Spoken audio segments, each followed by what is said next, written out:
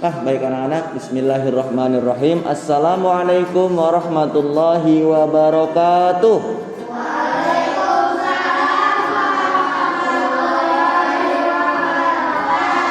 Alhamdulillah. Baik anak-anak, sekarang gimana kabarnya? Sehat semua ya?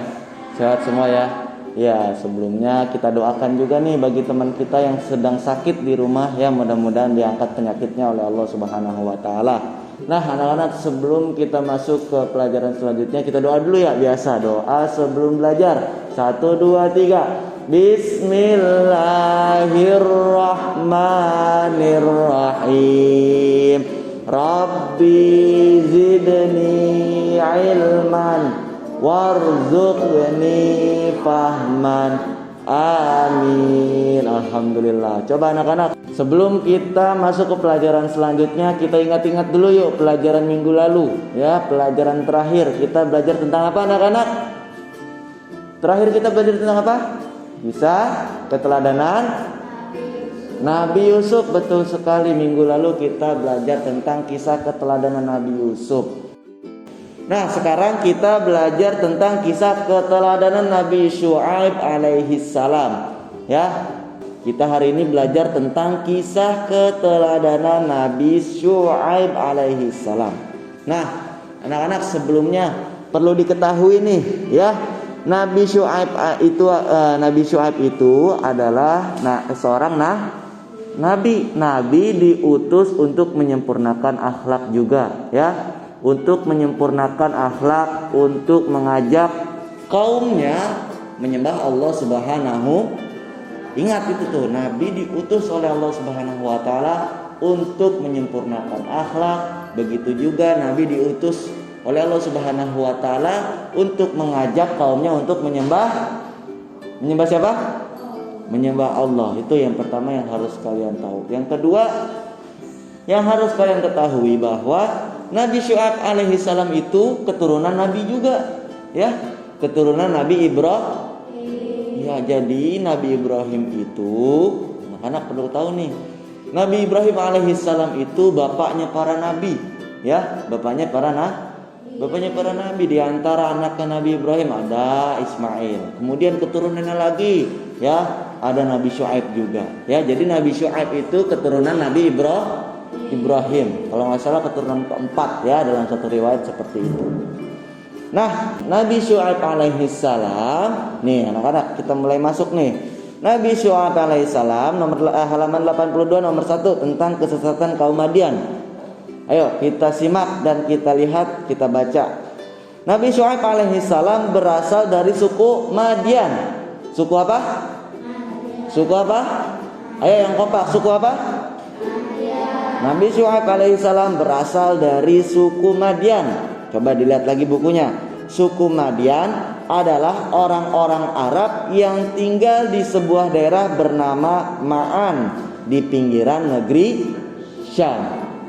Jadi anak-anak perlu diketahui bahwa suku Madian itu termasuk bangsa Arab, ya, termasuk bangsa Arab. Kalau kita orang Asia, kita ini orang Asia. Di antara Asia apa aja? Ada yang tahu? Indonesia, terus Malaysia, ya, Thailand, itu orang-orang Asia. Kalau suku Arab banyak juga, nggak cuma Arab Saudi, ya. Suku Arab banyak, nggak cuma Arab Saudi. Suku Arab diantaranya ada Arab Saudi, ada Yaman, ada Syam, ada Palestina yang kita tahu, ya. Itu semuanya itu suku-suku Arab menggunakan bahasa Arab. Enggak cuma Arab Saudi yang menggunakan bahasa Arab, ya. Paham ya sampai sini ya? Nah, jadi suku Madian adalah orang-orang Arab yang tinggal di sebuah daerah bernama Ma'an di pinggiran negeri Syam. Saat ini Syam dikenal dengan negeri Syria. Nah, selanjutnya anak-anak, kaum Madian kebanyakan bekerja sebagai pedagang karena kota mereka tempat persinggahan kafilah-kafilah dagang. Kafilah itu kelompok ya anak-anak ya. Banyak orang yang berdagang di negeri Syria atau negeri Syam. Nah, di sini anak-anak, selanjutnya kaum Madian tidak beriman kepada Allah Subhanahu wa taala. Kaum Madian tidak beriman kepada Allah Subhanahu wa taala. Mereka dalam suatu riwayat dikatakan bahwa suku Madian itu menyembah Aikalah. Apa itu Aikalah? Aikalah itu pohon yang sangat besar anak-anak. Jadi suku Madian menyembah pohon yang sangat besar, ya, yang rindang. Di antara di pinggir-pinggirannya itu Aikalah tuh banyak pohon-pohon juga. Jadi ada satu pohon yang sangat besar itu disembah oleh kaum suku Madian. Kalau di Indonesia ya mungkin ya seperti pohon beringin. Tahu pohon beringin? Ya gede tuh, rindang ya. Nah selanjutnya, selain syirik atau selain tidak menyembah Allah Subhanahu wa taala, ya, mereka tidak menyembah Allah kaum Madian tidak menyembah Allah Subhanahu wa taala waktu itu, ya. Selain tidak menyembah Allah Subhanahu wa taala, apa? Kebiasaan buruk mereka yaitu suka berbuat curang, anak-anak. Suka berbuat kaum Madian itu suka berbuat curang. Apa sih? Mereka mengurangi takaran dan timbangan jika mereka menjual suatu barang. Ya, jadi kalau misalkan kalian nanti suatu saat ya berdagang, berjual beli, tidak boleh curang. Timbangannya harus sesuai, ya. Timbangannya harus sesuai. Misalnya jual telur, ada yang beli seperapat, ya udah timbang dengan seperapat. Tidak boleh berbuat curang karena nanti Allah Subhanahu wa taala akan murka, ya. Nih seperti yang ditimpa oleh suku Madian, ya. Nah, suku Madian terkena murkanya Allah Subhanahu wa taala berbuat curang. Karena berbuat curang, ya. Suku Madian berbuat curang, Allah Subhanahu wa taala murka. Apa murkanya? Nanti kita akan bahas, ya. Kemudian anak-anak lihat lagi, Allah Subhanahu wa taala mengutus Nabi Syuaib untuk menyeru mereka supaya menyembah hanya kepada Allah Subhanahu wa taala. Jadi Nabi Syuaib alaihissalam diutus untuk mengajak suku Madian menyembah Allah Subhanahu wa taala. Nah, selanjutnya nomor 2, dilihat ayo bukunya. Nomor 2, Nabi Syuaib alaihissalam melarang kecurangan. Nah, Nabi Syuaib alaihissalam melarang mereka melakukan perbuatan-perbuatan yang buruk. Akhirnya Nabi Syuaib alaihissalam mengajak orang-orang Madian untuk berbuat adil dan jujur dalam berjual beli, ya, untuk menyempurnakan akhlak. Berjual beli yang tidak jujur itu merupakan akhlak yang tidak baik. Allah Subhanahu wa taala akan murka nanti. Nah, di dalam Al-Qur'an surat Hud ayat 85 dijelaskan bahwa Nabi Syuaib alaihissalam berkata kepada kaum Madian. Apa perkataannya? Wahai kaumku, ayo lihat bukunya halaman 83 yang ada tanda kutipnya. Wahai kaumku, penuhilah takaran dan timbangan dengan adil, dan janganlah kamu merugikan manusia terhadap hak-hak mereka, dan jangan kamu membuat kejahatan di bumi dengan berbuat kerusakan. Jadi Nabi Syuaib alaihissalam memerintahkan kepada suku Madian untuk memenuhi, ya, menyeimbangkan takaran dan timbangan yang adil. Jadi supaya adil, ya anak-anak, ya, takaran dan timbangannya tidak berat salah satunya. Nah, selanjutnya Nabi Syuaib mengingatkan kaumnya pada kenikmatan yang mereka dapatkan agar mereka bersyukur.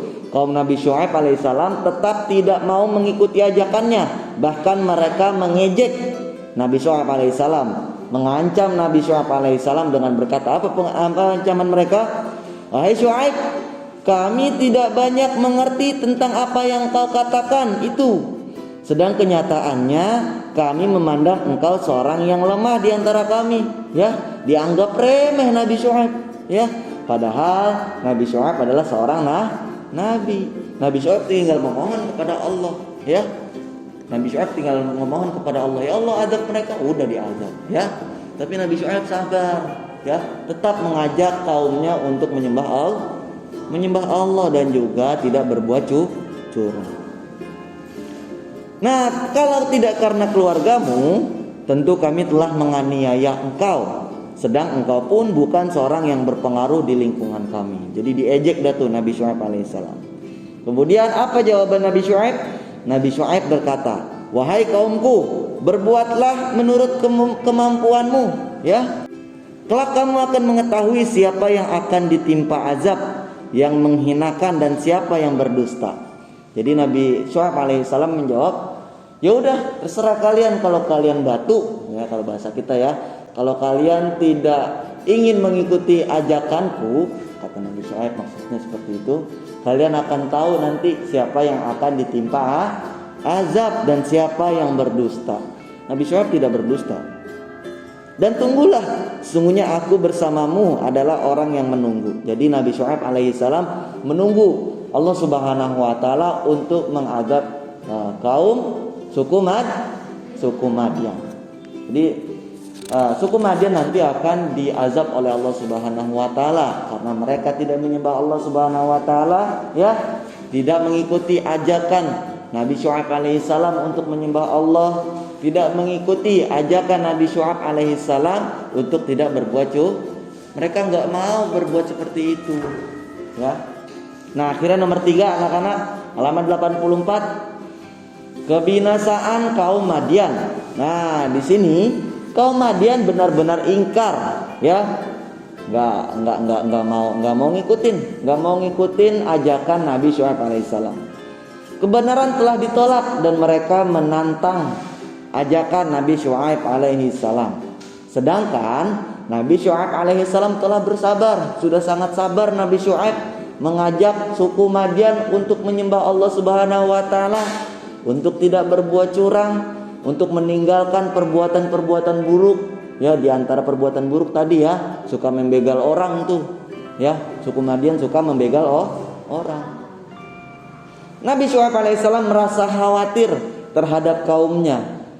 Tetap Nabi Syuaib khawatir kepada kaumnya, takut ditimpa azab, takut kaumnya ditimpa azab.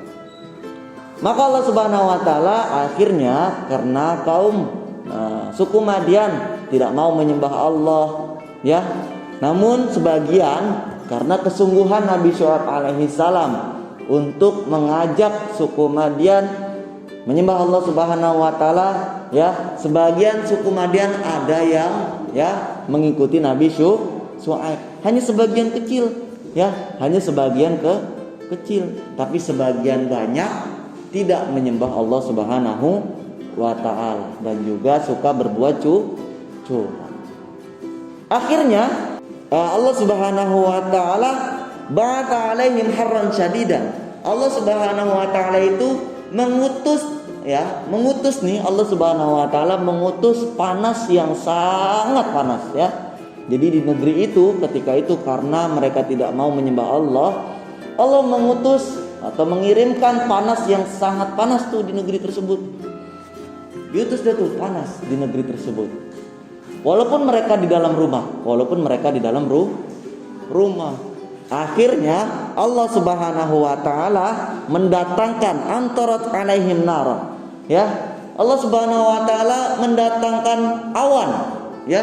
Ketika mereka sedang berlindung di dalam rumah, ya, walaupun di dalam rumah, ya, mereka tetap merasakan panas yang sangat panas, ya. Panas bukan main.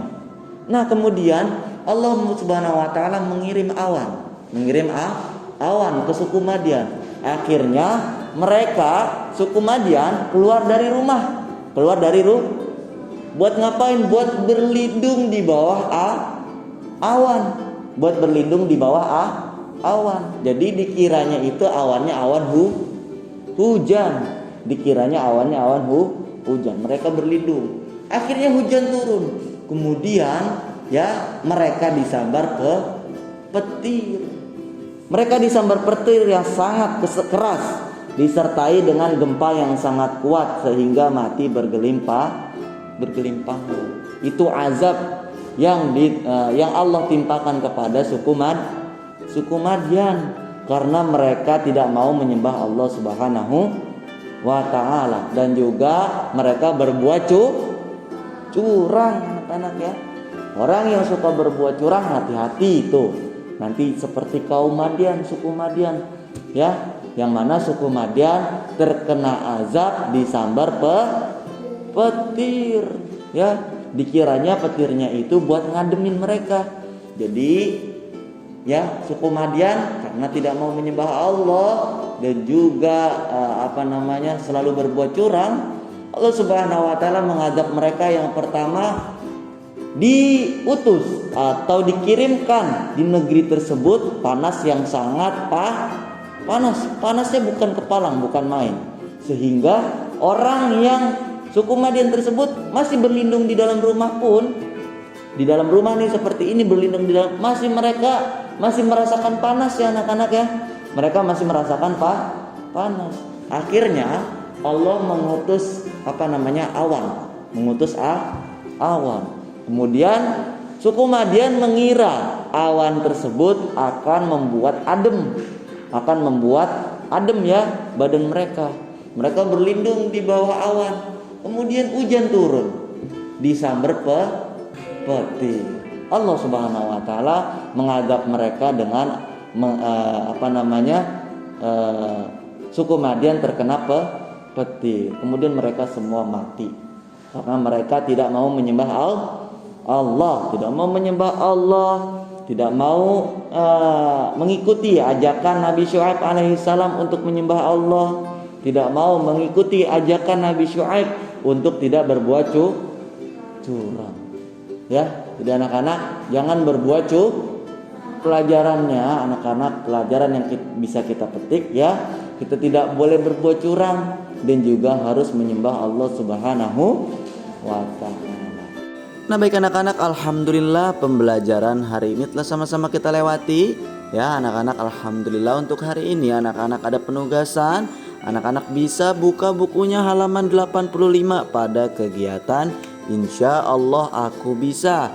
Kemudian anak-anak buka lagi bukunya halaman 86, bisa kerjakan pada kegiatan Ayo Berlatih 1 dan juga Ayo Berlatih 2. Kemudian yang terakhir ya anak-anak bisa kerjakan kegiatan Ayo Renungkan halaman 86, lanjut halaman 87. Ada kegiatan belajar di rumah ya. Sebutkan sikap terpuji Nabi Syuaib alaihissalam yang tadi sudah sama-sama kita bahas ya anak-anak ya. Alhamdulillah, sampai jumpa anak-anak pertemuan selanjutnya. Assalamualaikum warahmatullahi wabarakatuh.